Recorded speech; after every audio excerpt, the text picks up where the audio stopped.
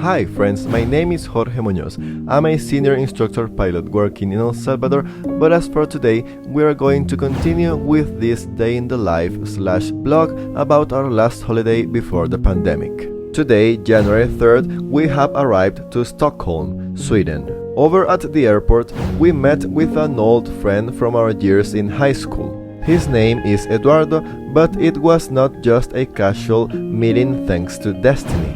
He has been working for a couple years by now over at Qatar as a flight attendant. So we, Asensio for the most part, shared with him our schedule so he can join us mid-holiday up until the very end of it. However, we all met at the airport and took a fancy-ass fast train to get to the city. Once in Stockholm, one more time we had the brilliant idea to walk from the station all the way to our hotel. Yes, while carrying our heavy baggage on our backs and also while carrying the worst hangover of my life.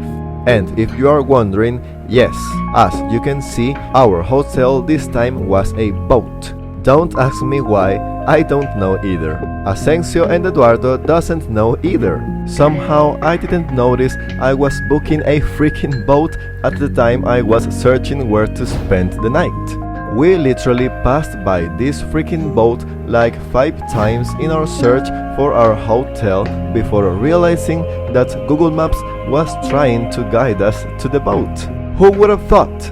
But nonetheless, it was funny to realize that we would be sleeping in a boat tied to the pier. It made us have a nice laugh for a couple minutes. We rested at the boat between 1 and 2 hours until Eduardo found this nice place to eat. So at 4 p.m, yes, this is how 4 p.m. looks in Sweden during winter, we started walking to that place. It was called Meatballs for the People.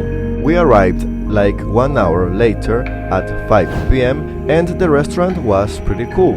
A little bit overpriced, but one night of luxury has never killed anyone, am I right? After all, if we were already in Sweden, we had to try the meatballs, right?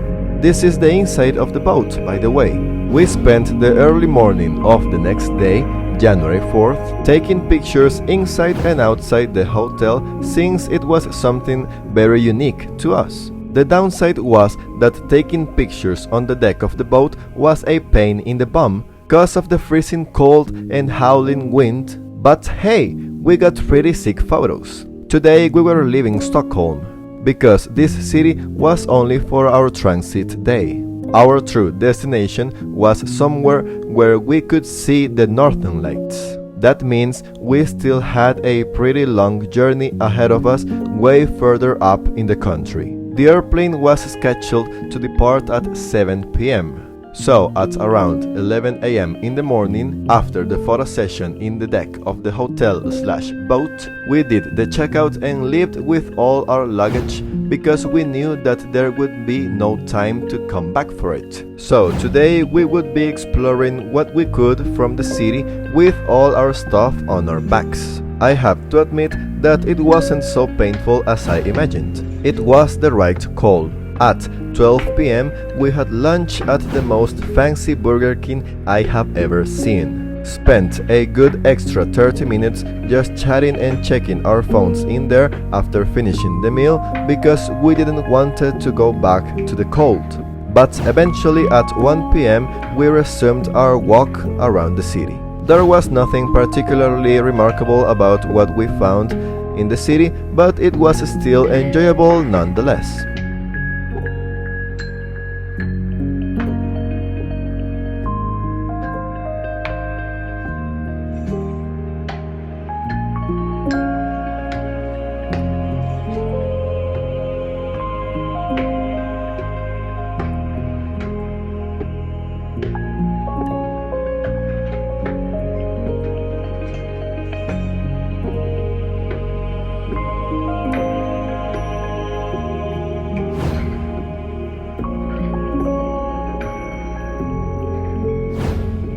At 15 minutes past 4, we arrived to the train station that would take us to the airport. So this time we were doing fairly okay with time. We hopped in the airplane and by 9 p.m. there we were. It wasn't still our final destination to see the Northern Lights, but we were a lot closer than before. Right now, we were in Kiruna, a fairly small town located in the north of Sweden.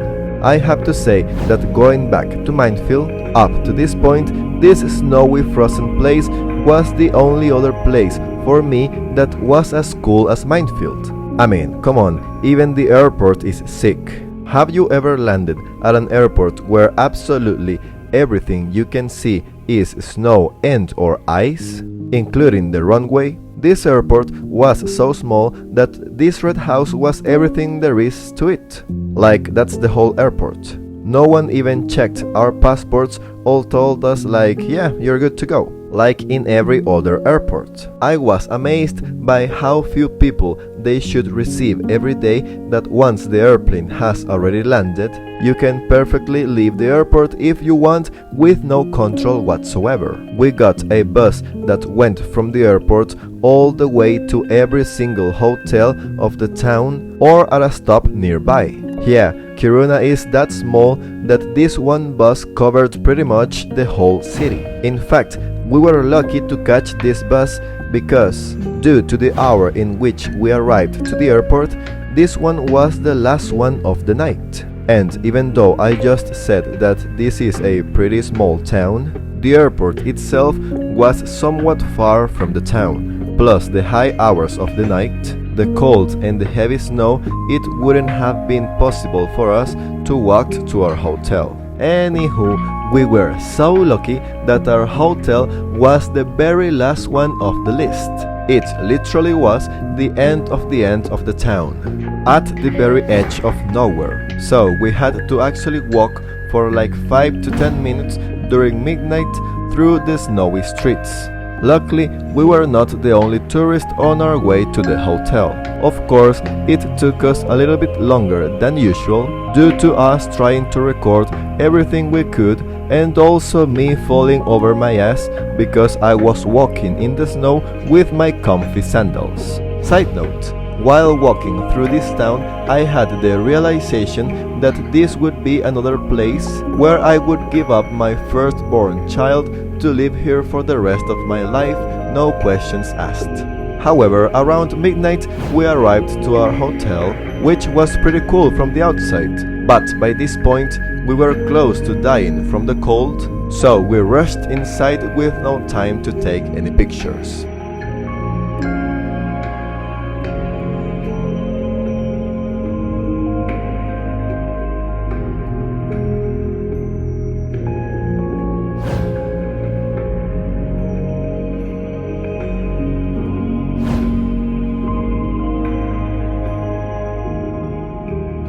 We left our stuff at our room and headed back to the kitchen of the hotel to cook the eggs that somehow managed to survive the airplane. We were eating German eggs in some small town at the north of Sweden as dinner at midnight. Well, actually, Asensio was the only chef we had amongst ourselves, so he cooked with love for us. After eating just enough food to make it to the next day, cause we had no more food at all, we headed back to our room. We all were feeling very tired from carrying all our stuff since the morning in Stockholm. Because of this, Asensio and Eduardo didn't want to go outside, but I just felt something in my gut that told me, "Dude, you are already here. You have come all this way from El Salvador to Houston, Chicago, Amsterdam, Brussels, Milan, Minefield, Berlin, and Stockholm to Kiruna just to see the Northern Lights. And you want to stay inside?" Yeah, that's how I sound inside my own head. So I prepared myself to go out again, this time alone. Because as I said before, since we were at the very edge of Kiruna, right next to nowhere, I noticed before that behind our hotel was a forest. So I decided to walk to this forest. Calm down, it's not the suicide forest. I was looking at the night sky, searching for the lights, and I found them.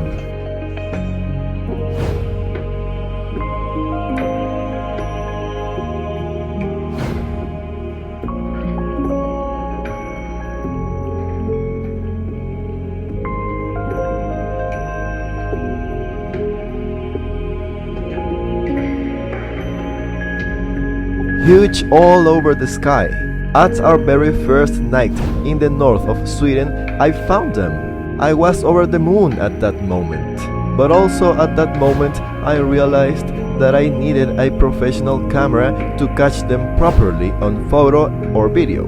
But I saw the freaking lights. If you want to see where we will be heading next, somewhere even further up in the north than Kiruna, then you should go check out the video on your right. Or if you want to see our New Year's Eve in Germany, click the video on your left. Thank you very much for watching, and I hope to see you in another video. Bye bye.